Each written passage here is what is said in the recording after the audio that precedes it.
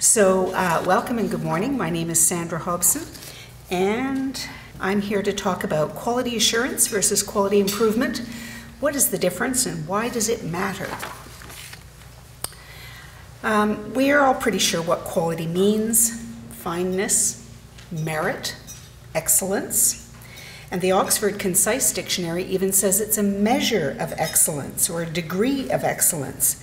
But I rather like this quotation, which is attributed to William A. Foster.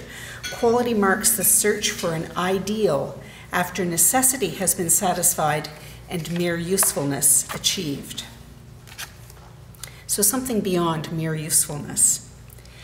Quality became a major focus in business and industry, and then in the mid-1980s we began to hear about quality assurance in health and education fields, and of course we're involved in health education, so we began to hear about it.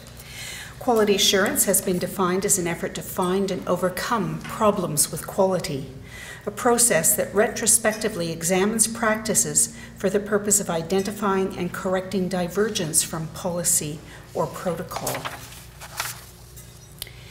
Then we moved beyond quality assurance and we began to hear about quality improvement, sometimes called continuous quality improvement or CQI, or total quality management, TQM. Those are buzzwords you'll have heard. And quality improvement is a dynamic and never-ending process based on facts and data. It applies analytic methods to facilitate improvement. It seeks to foster organizational change in response to systemic quality events, changing the system to foster continuous improvement. That's why the word continuous often gets added in. And the ultimate goal of quality improvement is an unprecedented level of performance. So always getting better. And I think that this quotation by Aristotle captures the heart of quality improvement. Quality is not an act, it's a habit.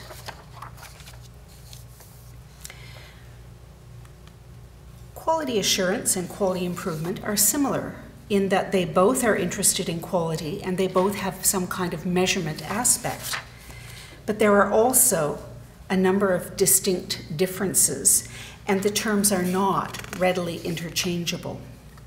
Quality assurance tends to focus on product, whereas quality improvement focuses on process as well as product.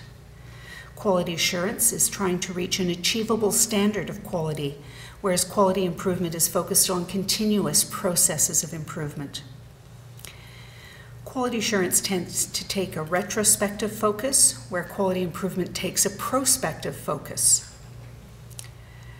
And in line with that, quality assurance uses retrospective data collection and analysis, where quality improvement uses concurrent data collection and analysis.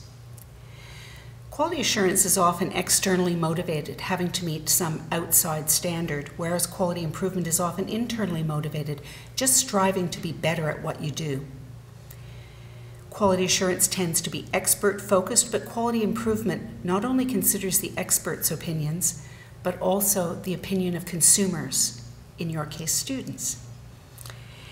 And quality assurance often tends to focus on a specific program, whereas quality improvement may take an overall big picture approach, not just one problem.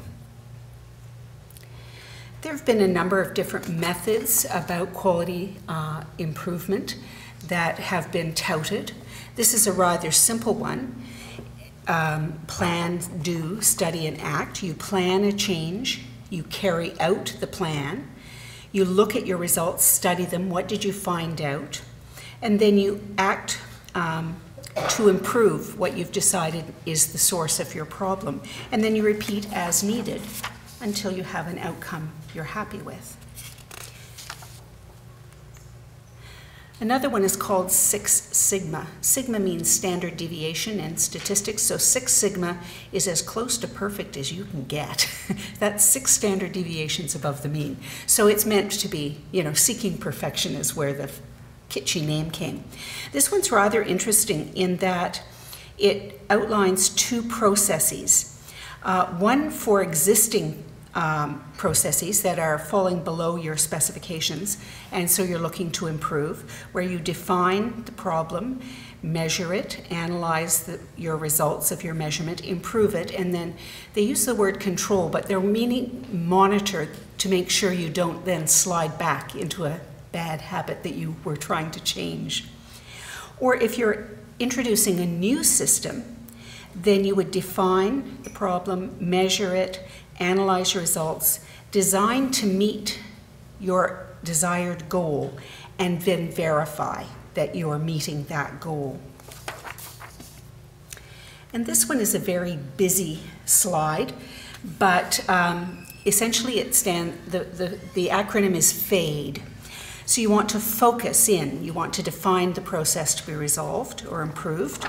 You want to collect and analyze data to establish baselines, identify what you think are the causes, and point toward possible solutions.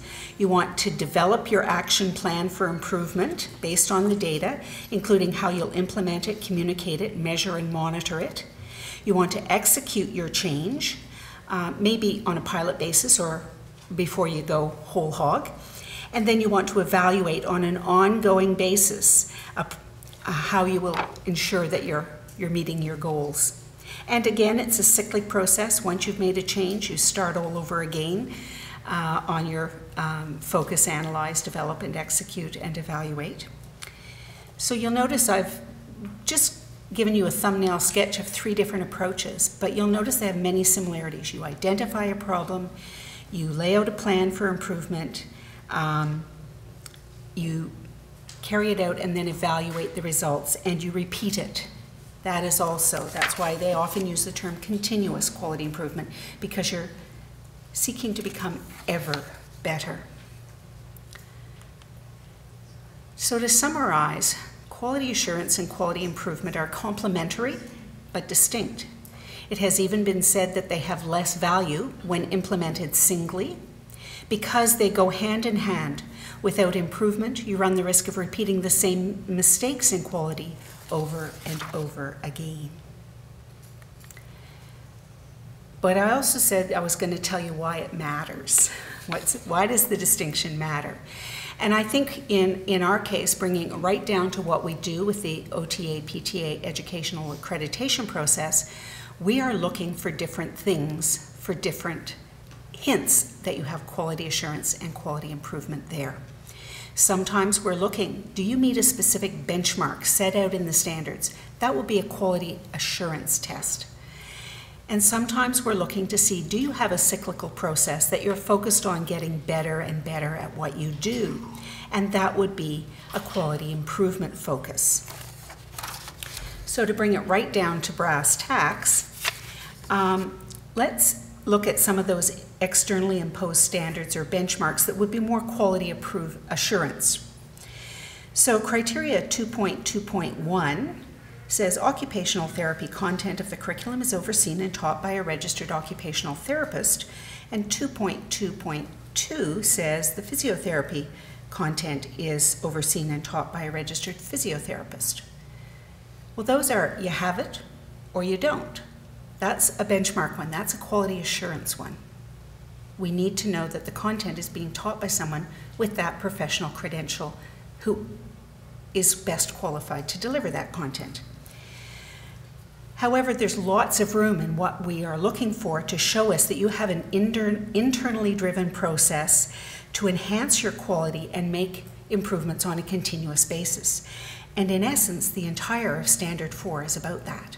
Standard 4 says that your documentation will explicitly describe and include evidence that the educational program maintains an effective process of continuous, of continuous self-assessment, planning, and improvement. There's that continuous. That's really a QI focus. And then criterion 4.1, 2, 3, and 4 say that there's a documented plan based on measurable goals. The program collects data in a systemic and comprehensive way on a regular basis. It analyzes and synthesizes the results to identify a need for change, and 4.4 is the program makes changes and evaluates the impact of these changes. So that just operationalizes what Standard 4 is all about. So there's those same words like plan, collect your data, analyze it, make the change, evaluate the outcome. Again, William A. Foster, who seems to have spoken a lot about quality, quality is never an accident. It's always the result of high intention, sincere effort, intelligent direction, and skillful execution. It represents the wise choice of many alternatives. So, because we might run out of time and we'll want to leave time for discussion and questions, we're going to skip the Kahoot game for now. And I would particularly direct your attention to the Duke University School of Medicine site. And that's a very rich resource for you if you're looking for more on quality improvement. And particularly that's where these 4 models came from, and you can get a bit more information if you want it. And they will enlarge that very complex fade diagram for you if you would like it. So thank you very much, and I'm going to pass the microphone and the clicker.